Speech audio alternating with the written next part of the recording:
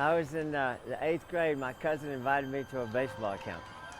I hadn't been to a baseball camp before. I'd played just a little bit. Certainly enjoyed it, had a fantastic time, sort of fell in love with the game, went to a camp the next summer with him, and all of a sudden it was real important to me. After a while, that glove felt like it was part of my hand. It was just part of what I was supposed to be doing. The glove fit me. For some people, it doesn't fit. The bat fit my hand. It just felt right, and I could do some things with it. So the bat fit my hands, the glove fit my hand. So that felt good, and I enjoyed it. It's a great game. It's just a great cerebral game, a great skillful game. A lot of people can play and participate and just enjoy the competition of it. You have to have character and commitment. You better have leadership and you better have teamwork. Now, baseball is not exclusive to baseball, but baseball is certainly a great platform to do those things. We've had a lot of successful teams, maybe 25 playoff teams in that amount of time, 800 victories, 4 Final Four teams, maybe 100 and something guys went on to play college baseball, and some went on to pro baseball as well. Success can be defined in a lot of ways. Basically, it's just the satisfaction of knowing you did the best you could to help guys have the opportunity to do the best they can with their skills.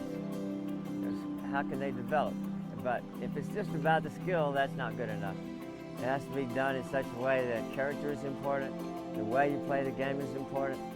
And then, like I said, when those guys call back later and say thank you, that was really meaningful, the way we did business, we carried the way we played the game, that was meaningful to them. And so that's a real blessing. A friend of mine just turned my name in at random and said these guys were doing a baseball mission in Zimbabwe. And he said, call this guy for equipment. So somebody called me and asked if I wanted to donate some equipment. Before long, we had a good conversation about it, and I asked him, can I join this trip? Can I go and coach baseball in Zimbabwe? God just put in my heart a desire to work with Zimbabwe people. I love those guys. But one of my friends says it's my goal to use baseball to train character in the next generation, because I see character really falling apart in our country. Is baseball going to be the final solution? No. It's just a platform to share our faith, because I think faith is really critical in any part of life, but especially if you're in a situation where there's not much hope. I train teachers, then I work with national team players so that they will have the skills to work with high school players. Well, the biggest obstacle is the logistics of the game. Baseball is complicated, the fields are nice, there's a need for fields. Equipment is incredibly difficult. We're always trying to search for equipment for African baseball. In America, there's plenty of equipment. In closets and garages, we have the equipment. Not everyone is using that equipment. So if there's life still in it, I would love to get donations, even to ship it and get it into the country. But just equipment itself, we need basically the hardcore stuff. Bats, balls, gloves, helmets, catcher's gear. We need stuff like that to supply teams. Because it's difficult to play a game with just 6 gloves, 2 teams, and 1 helmet.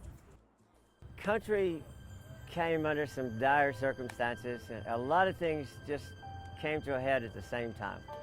I thought I can do the same thing basically here in the United States. So I started something called Austin Jet. Austin Jet was a summer program designed to give people a chance to play that weren't getting a chance to play high school baseball.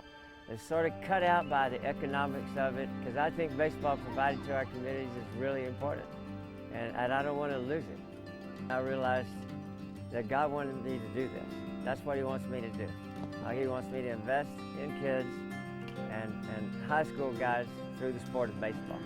And He opened doors for this sharecropper's kid from Levelland, Texas, to end up coaching baseball in Zimbabwe and coaching at 3 high schools and all these playoff teams.